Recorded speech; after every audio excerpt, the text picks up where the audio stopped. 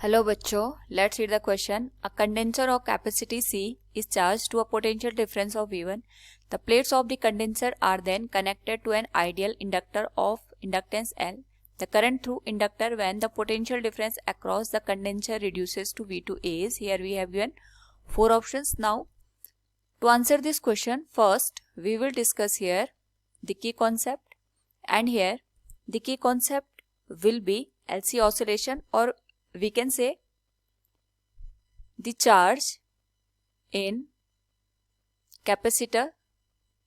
एक तो हम ये यूज करेंगे which is given as Q equals Q naught sin omega t, and साथ में we will use here I equals dq divided by dt. कि हमारे पास जो rate of change of charge flow है with respect to the time, इसी को हम यहाँ पे इलेक्ट्रिक करंट का नाम देते हैं. इन्हीं दो का हम यहाँ पे यूज करेंगे. तो सबसे पहले हम क्वेश्चन को अंडरस्टैंड करते हैं कि हमारे पास एक कंडेंसर दे रखा है जिसकी जो कैपेसिटी है वो C के बराबर है और इसका जो पोटेंशियल डिफरेंस है ये V1 के बराबर है. तो सपोज हमारे पास एक कंडेंसर है, इसकी कैपेसिटी C है और इसका पोटेंशियल डिफरेंस हमारे पास V1 के बराबर दे रखा है. तो इस केस में we can say charge on capacitor initially, यानी जब हमने इसको यहाँ पे V1 पोटेंशियल डिफरेंस के साथ रखा था तो हम इसको Q0 से इंडिकेट कर सकते हैं. तो Q0 की जो वैल्यू होगी it will B C into V1. ये हमारे पास इक्वेशन नंबर फर्स्ट बन जाएगी.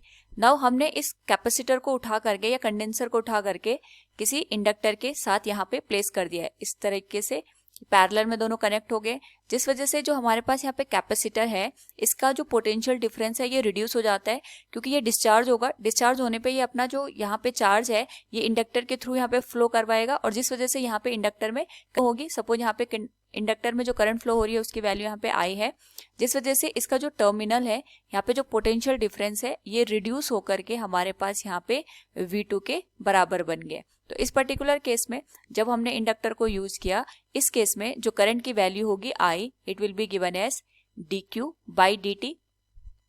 और हमारे पास यहाँ पे जो कैपेसिटर है, कैपेसिटर में जो चार्ज की वैल्यू है ये भी कम हो जाएगी after reduction in the potential difference. So we can write here after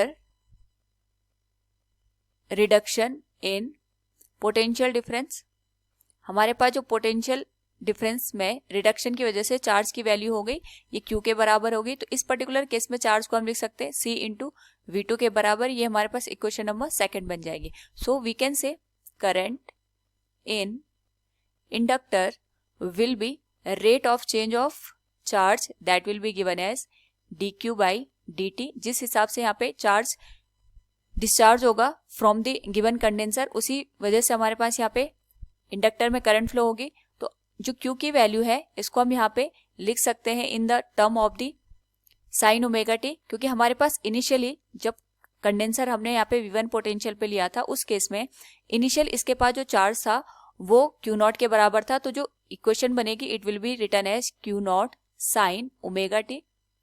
तो हम यहाँ पे जो Q है इसको रिप्लेस कर सकते हैं Q0 साइन ओमेगा टी के साथ. तो चार्ज की जो यहाँ पे इक्वेशन बनेगी इसको डिफरेंशिएट करने पे we will get the equation of the current which will be Q0 into omega cos omega t. और इसी को हम यहाँ पे इस तरीके से रिप्रेजेंट कर सकते हैं Q0 into omega cos omega T को we can write in the form of the sine omega T, that will be 1 minus sine square omega T whole raise to power यहाँ पे हो जाएगी 1/2k. ये बन जाएगी हमारे पास इक्वेशन नंबर थर्ड. नाउ हमें जो ये पूरी इक्वेशन निकल के आई है करंट की, इसको ऑप्शन के अकॉर्डिंग अब बस एडजस्ट करना है. यानी हमें यहाँ पे जो Q0 है इसके टर्म को हटाना है, ओमेगा के टर्म को हटाना है और साइन स्क्वायर ओमेगा टी के टर्म को यहाँ पे रिप्लेस करना है इन the form of L, C and V1 and V2. तो सबसे पहले हम यहाँ पे जो ओमेगा है, क्योंकि हमारे पास L और C दोनों सर्किट में कनेक्ट है, इसके करस्पॉन्डिंग जो ओमेगा की वैल्यू होगी it will be 1 upon square root of L into C. एक तो हम ये रिप्लेस करेंगे. साथ में हमारे पास जो Q0 की वैल्यू है it is written as C into V1. एक दूसरा हम ये रिप्लेस करेंगे. और थर्ड जो साइन स्क्वायर ओमेगा टी है, अगर हम इसको रिप्लेस करना चाहें इसके लिए हम यहाँ पे एक एडजस्टमेंट कर सकते हैं कि हमने यहाँ पे जो इक्वेशन लिखी थी चार्ज की that was Q equals Q0 sine omega T. इस केस में जो हमारे पास Q है ये वो चार्ज है जब हमारे पास हमने इंडक्टर को ऐड कर दिया था, उसके बाद जो पोटेंशियल डिफरेंस है ये V1 से रिड्यूस होकर V2 हो गया, तो इसको हम रिप्लेस करके यहाँ पे C इंटू V2 के बराबर लिख सकते हैं। और जो Q0 है ये इनिशियल हमारे पास चार्ज था, इसकी वैल्यू हम यहाँ पे C इंटू V1 के बराबर लिख सकते हैं, multiplied with sine omega T.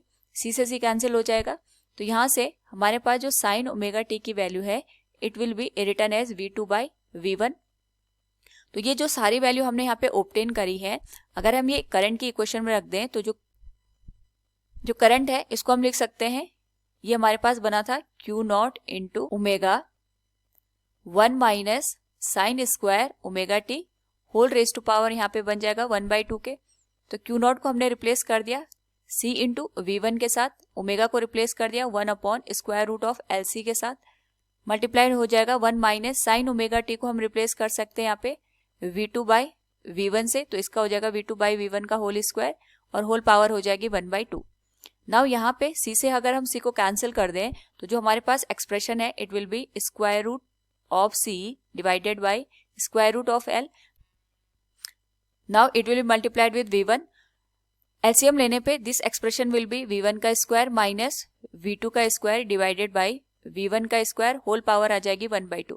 Now जो हमारे पास डिनोमिनेटर का टर्म है V1 का स्क्वायर, इसको अगर हम यहाँ पे स्क्वायर रूट से बाहर लिख दे तो V1 से V1 कैंसिल हो जाएगा, और जो हमारे पास I की वैल्यू है ये कुछ इस तरीके से हो जाएगी, it will be written as C into V1 का स्क्वायर माइनस V2 का स्क्वायर डिवाइडेड बाई L और होल पावर आ जाएगी यहाँ पे 1/2 के। तो हमारे पास जो करंट की एक्सप्रेशन है इन the form of L, C and V1 and V2, it will be written as C by L V1 square minus V2 square whole raised to power 1/2. So from the given question we can say the current through the inductor will be C into V1 square minus V2 square divided by L whole raised to power 1/2. Option D will be the correct answer. Hope all you understood it. Thank you and best of luck.